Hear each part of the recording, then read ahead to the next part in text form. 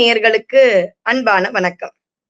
அடியேன் திருமயிலை கற்பகலட்சுமி சுரேஷ் உங்களோடு சித்ரா பௌர்ணமி அன்று இந்த புத்தாண்டு பிறந்து வரவிருக்கும் அந்த பௌர்ணமி வரங்களை அள்ளித்தரும் அந்த பௌர்ணமியை சத்திய நாராயணன் விரதம் கொண்டு எப்படி பூஜிக்க வேண்டும் என்ற பதிவை சொல்ல மிகவும் ஆவலோடு வந்திருக்கின்றேன். நிறைய பேர் வாழ்க்கையில திருமணம் ஆகட்டும், குழந்தை பேரு, பதவி, வேலை, இப்படி நிறைய பேருக்கு சித்ரா பௌர்ணமி விரதம் கைமேல் பலனை கொடுத்திருக்கிறது. உங்க வீட்டுல இருந்த பெரியவர்களோ அல்லது நம்முடைய சொந்தங்கள் இப்படி கேட்டீங்கன்னா கைமேல் பலனை அளிக்கக்கூடிய அற்புதமான விரதம் தான் சித்ரா பௌர்ணமி சத்யநாராயணன் விரதம். இதை பற்றிய குறிப்பு மகாஸ்காந்தத்திலையும் உண்டு.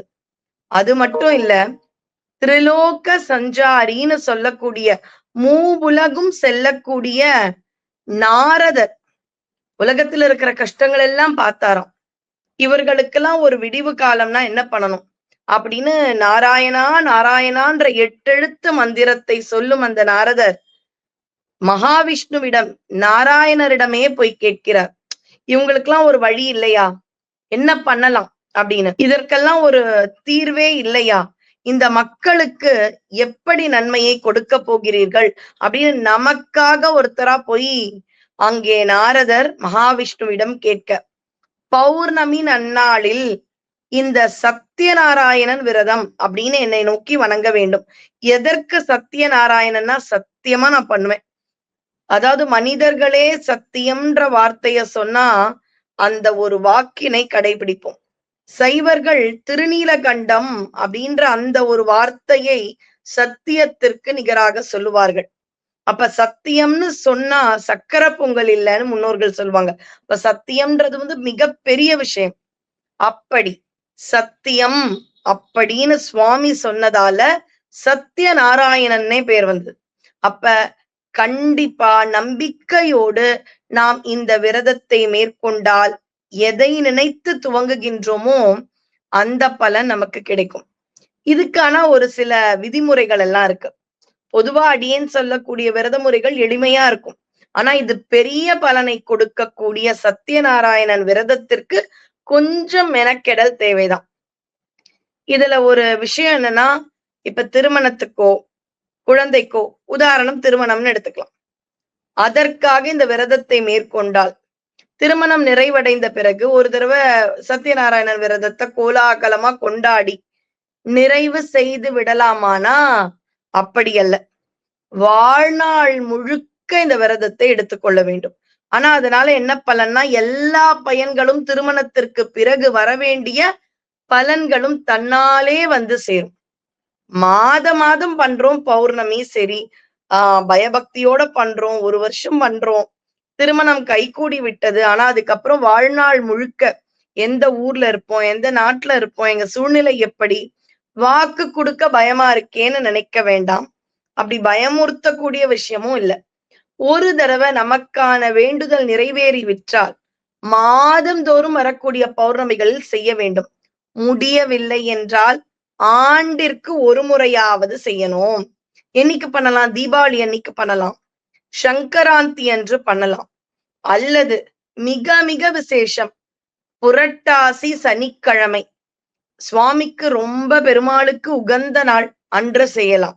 அதனால நமக்கான வேண்டுதல் நிறைவேறும் வரைக்கும் மாதந்தோறும் வரும் பௌர்ணமிகளில் செய்து வேண்டுதல் நிறைவேறி விட்டதா ரொம்ப சந்தோஷம், கோலாகலமாக கொண்டாடி விட்டு ஆண்டிற்கு 1 முறை சுவாமிக்கு நம்ம செய்யணும். அவ்வளவு வரம் கொடுத்த சுவாமிக்கு வருடத்திற்கு 1 முறைனா நம்ம பண்ணலாமே அப்படின்ற ஒரு நம்பிக்கை உங்களுக்கு இருக்கும் இல்லையா? அப்படி செய்தால் சத்யநாராயணன் சத்தியமாக உங்கள் வேண்டுதல்களை நிறைவேற்றி வைப்பார். அதுல மாற்று கருத்தே இல்லை. சரி, இப்ப விரத முறைக்கு வரலாம். சித்திரை மாதம், இந்த தமிழ் வருட பிறப்பு முதல் மாதம் சித்ரா பௌர்ணமி அவ்வளவு அனுகூலம் நன்மைகளை தரக்கூடிய ஒரு மாதம். அதுல இந்த விரதத்தை முதலில் துவங்குவது சாலச் சிறந்தது. எப்ப, எந்த டைம்? சந்திரோதயம் பொதுவா சூரியோதயம்னு சொல்லுவோம் இல்லையா, அதற்கு பதிலா இது சந்திரனை வைத்து சத்யநாராயணனை வணங்குவது. சந்திரோதயம், நமக்கு கண்ணுல பௌர்ணமி நிலவு, பூரண நிலவு கண்ணுல தெரிஞ்ச உடனே இந்த விரதத்தை, இந்த பூஜையை செய்ய வேண்டும். இதற்கு என்ன தேவை? எங்க கிட்ட ரொம்ப அழகான வெங்கடாஜலபதி படம் இருக்கு, இல்ல கிருஷ்ணர் படம், ராமர் பட்டாபிஷேகம், இதெல்லாம் இருக்கிறது சிறப்பு. ஆனா இதற்கென்றே சத்யநாராயணருடைய படம் தேவை. சத்யநாராயணர் படத்தை வாங்கி வீட்டில் வைத்து, உங்களுக்கே தெரியும் இல்லையா, ஒரு விரதம் என்றால் வீட்டு வாசலில் கோலம் இழைத்து வீட்டை சுத்தப்படுத்தி மனையில் நடுநாயகமாக கிழக்கு நோக்கி இருந்தால் சிறப்பு. அடுத்தது மேற்கு. கிழக்கு தான் பொதுவா பூஜை அறை, அந்த கிழக்கை நோக்கி தான் நம்ம வைப்போம். அப்படி கிழக்கை நோக்கி சத்யநாராயணனுடைய திருவுருவ படத்தை கோலமிட்டு மனை போட்டு அங்கே அந்த திருவுருவ படத்தை வைத்து 2 குத்து விளக்குகள் அழகா மஞ்சள் குங்குமம் வைத்து ஏற்றி, இதற்கு பிறகு சுவாமிக்கு முன்னாடி பாத்தீங்கன்னா 3 தலைவாழை இழை அழகா போடணும். 3 தலைவாழை இலை போட்டு அந்த இடத்துல பச்சை அரிசியை வைத்து அதற்கு மேல் கலசம் வைக்க வேண்டும். கலசத்தின் நீர் தூய்மையாக இருக்க வேண்டும். அதுல ஏதாவது வாசனை திரவியம் சேர்த்துக்கலாம், ஏலக்காய், பச்சை கற்பூரம், இதையெல்லாம் சேர்த்து மாவிலைகள் வைத்து நல்லா முழு தேங்காயை முழுக்க மஞ்சள் தடவி, வெறும் தேங்காய் கூடாது, முழுதாக மஞ்சள் தடவி அதற்கு குங்குமம் வைத்த தேங்காயை வைத்து கலசம் நிறுத்தி சுவாமிக்கு நல்லா பூக்கள் கொண்டு அலங்காரம் செய்து ஒரு இனிப்பு, கலந்த சாதம், தயிர் அன்னம், பழங்கள் இதையெல்லாம் வைத்து சுவாமிக்கு நைவேத்தியம் செஞ்சு அவ்வளவு அழகா, குறிப்பா பால் ரொம்ப ரொம்ப உகந்தது. நேரா போய் பௌர்ணமி நிலவை பார்த்துட்டு சத்யநாராயணன் பூஜையை துவங்க வேண்டும். பூஜைக்கு முதலில் யாரை நினைக்க வேண்டும்? விநாயகர் வழிபாடு. விநாயகருக்கான அஷ்டோத்திரம் தெரிஞ்சா சொல்லுங்க. தெரியலையா? சின்னதா வரக்கூடிய வாக்குண்டாம், நல்ல மனம் உண்டாம், மாமலரால் நோக்குண்டாம், அது மாதிரி உங்களுக்கு தெரிந்த ஒரு விநாயகர் துதி. விநாயகர் பூஜை அழகா 2-3 பூக்களை போட்டு விநாயகருக்கு ஒரு சுண்டல் நைவேத்தியம், ஒரு விநாயகர் துதி, அவ்வளவுதான். நமக்கு தெரிஞ்சு விநாயகர் அழைத்தாயிற்று. உங்களுக்கு வேணும்னா வைதீக முறையில் மிகவும் முறைப்படியே நமக்கு தெரிந்த நம்ம வீட்டு வாத்தியார கூப்பிட்டு கூட நீங்க பண்ணலாம். இல்லைங்க எங்களுக்கு அவ்வளவு வசதிகள் இல்லை, அவ்வளவு பண்றதுக்கான நேரம் இல்லைன்னா நீங்க பிள்ளையார் பூஜையில் துவங்கலாம். பிள்ளையார் பூஜை நிறைவடைந்த பிறகு ஒரு 3 தடவை பூக்களை கொண்டு உங்கள் குலதெய்வத்தை வணங்க வேண்டும். குலதெய்வத்தை வணங்கிய பிறகு சிலர் நவக்கிரக பூஜை செய்வார்கள். சிலர் எல்லாம் எங்களுக்கு நாராயணன்றவங்க நேரா நாராயணன் பூஜைக்கே போயிடலாம். அப்ப முறையே விநாயகர் வழிபாடு, தொடர்ந்து உங்கள் குலதெய்வத்தை மனதில் நிறுத்தி அந்த குலதெய்வத்தை வணங்கி அடுத்து சத்யநாராயணன் பூஜையை நாம் துவங்க வேண்டும். அப்படி சத்யநாராயணன் பூஜையை நாம் துவங்கும் போது நமக்கு தெரிந்த அஷ்டோத்திரத்தை சொல்லலாம், விஷ்ணு சகஸ்ரநாமம் சொல்லலாம், இல்ல ராமநாமத்தை சொல்லியும் அர்ச்சிக்கலாம். குறிப்பா இதுக்கு என்ன முக்கியம் தெரியுமா? சத்யநாராயணன் விரத கதைகள்னு இருக்கு. நீங்க யூடியூப்ல கூகுள்ல போட்டீங்கனாலே சத்யநாராயணன் பூஜை கதைகள்னு போட்டாலே வந்துடும். இத முதல்ல சுவாமியின் திருவாக்கால் நாரத முனி கேட்டு நமக்கு சொல்லப்பட்ட பூஜை. இதை பற்றி நைமிச்சாரண்யத்துல முனிவர்கள் பேசிக்கொண்டார்கள். அந்த கதையும் அதில் வெற்றி பெற்றவர்களுடைய சரித்திரமும் இருக்கும். இது மாதிரி எதனால வைக்கிறாங்க? ரொம்பவே அந்த காலத்துல நமக்கான நம்பிக்கையை கொடுக்கும் விதமா இதை கொண்டு வந்திருக்காங்க. இப்ப எப்பவுமே பாருங்களேன், நமக்கு தெரிஞ்ச எல்லா முயற்சியும் பண்ணுவோம். ஆனா யாராவது சொல்லுவாங்க, நீ கவலைப்படாத, இந்த கோயிலுக்கு போய் நான் போன மாசம் போய் அந்த நினைத்த காரியம் கைகூடி விட்டதுன்னு சொன்ன உடனே நமக்கு என்ன தோணும்? அப்ப நாம கூட அந்த கோயில் போயிடலாம்.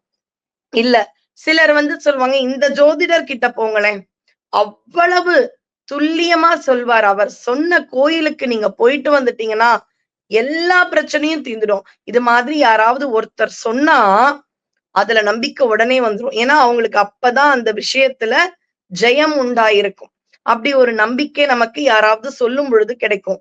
அதனாலதான் சத்யநாராயணன் விரதம் இருந்து வாழ்க்கையை அந்த வாழ்க்கையில் மாற்றம் அடைந்தவர்களுடைய சரித்திரம் வரும். அத்தியாயம் 1, அத்தியாயம் 2, அத்தியாயம் 3 அப்படின்னு ஒரு 5ல இருந்து 6 அத்தியாயம் வரைக்கும் இருக்கு. பொறுமையா படிச்சாலே 20 நிமிஷத்துக்கு மேல போகாது. இப்படி அந்த நைமிச்சாரண்ய முனிவர்கள் இப்படி நாராயணரிடம் இருந்து நாரதர் கேட்டு வந்த விரதம் பத்தியும் இத பத்தி யாரெல்லாம் பின்பற்றி வாழ்க்கையில் ஜெயமானார்களோ அவர்களுடைய சரித்திரமும் இருக்கும். அத வாய்விட்டு படிக்கணும். முடிஞ்சா உங்க குடும்பத்தோட அமர்ந்து இதை செய்யுங்கள். குறிப்பா கணவன் மனைவி அமர்ந்து சத்யநாராயணன் பூஜையை பண்ணீங்கன்னா சுபிக்ஷமா இருக்குங்க. வாழ்க்கையில கருத்து வேறுபாடோ மனப்பிரச்சனையோ இருந்தால் நீங்கிவிடும்.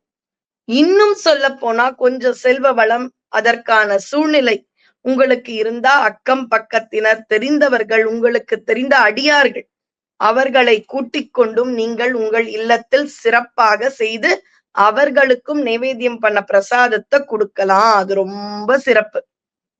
இப்படி அந்த அத்தியாயங்களை படித்து சுவாமிக்கு நாம் வைத்த நைவேத்தியங்களை எல்லாம் சுவாமிக்கு அர்ப்பணம் செய்து தீபாராதனை செய்து ஓம் நமோ நாராயணா என சொல்லி இந்த சத்யநாராயணன் விரதத்தை நிறைவு செய்ய வேண்டும். இன்னும் எளிமையா சொல்லுங்களேன், கலசம் வச்சு செய்யறது கொஞ்சம் கஷ்டம்.